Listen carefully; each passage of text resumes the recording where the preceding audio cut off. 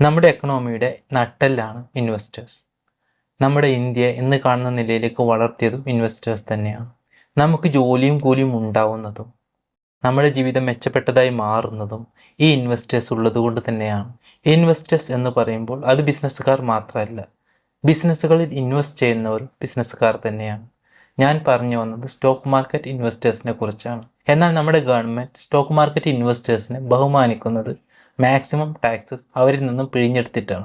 ഈ വീഡിയോയിലൂടെ നമുക്ക് ഇന്ത്യൻ സ്റ്റോക്ക് മാർക്കറ്റ് ഇൻവെസ്റ്റേഴ്സ് നൽകേണ്ടി വരുന്ന ടാക്സും അമേരിക്കൻ സ്റ്റോക്ക് മാർക്കറ്റ് ഇൻവെസ്റ്റേഴ്സ് നൽകേണ്ടി വരുന്ന ടാക്സും തമ്മിലൊന്ന് കമ്പയർ ചെയ്ത് നോക്കാം.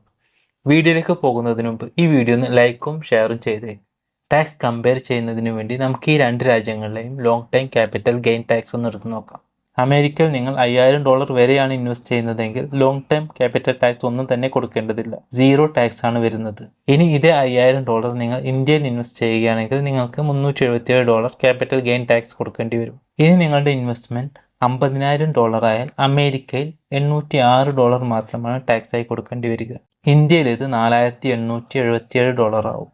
അതായത് $4000 കൂടുതലായി കൊടുക്കണം. ക്യാപിറ്റൽ ഗെയിൻ ടാക്സസ് കൂടാതെ STT, transaction charges, SEBI charges, GST തുടങ്ങിയ ചാർജുകളും നമ്മൾ ഇന്ത്യയിൽ കൊടുക്കേണ്ടി വരുന്നുണ്ട്. ഇതിനെല്ലാം പുറമെ പലതരത്തിലുള്ള ടെക്നിക്കൽ ഗ്ലിറ്റ്സ് വഴിയും ഇൻവെസ്റ്റേഴ്സിന്റെ പോക്കറ്റിൽ നിന്നും പൈസ പോകുന്നുണ്ട്. അതിനുള്ളൊരു ഉദാഹരണമാണ് കഴിഞ്ഞ ദിവസങ്ങളിൽ സെറോദ യൂസേഴ്സിന് സംഭവിച്ചത്. അതിനെതിരെ പ്രതികരിച്ച് സെറോദ സോഷ്യൽ മീഡിയയിൽ ഷെയർ ചെയ്ത പോസ്റ്റും വൈറലായിരുന്നു. എന്നാൽ ഇത്ര അധികം ടാക്സസ് വാങ്ങുന്ന നമ്മുടെ സിസ്റ്റം ഇത്തരം ഗ്ലിച്ചസ് കാരണം പൈസ നഷ്ടമാകുന്നവർക്ക് അത് റീഫണ്ട് ചെയ്ത് കൊടുക്കുന്നുണ്ടോ? ഇല്ല എന്നാണ് എൻ്റെ അറിവ്. ഈ വിഷയത്തെക്കുറിച്ചുള്ള നിങ്ങളുടെ അറിവുകളും അഭിപ്രായങ്ങളും കമൻറ്റ് ചെയ്യുക.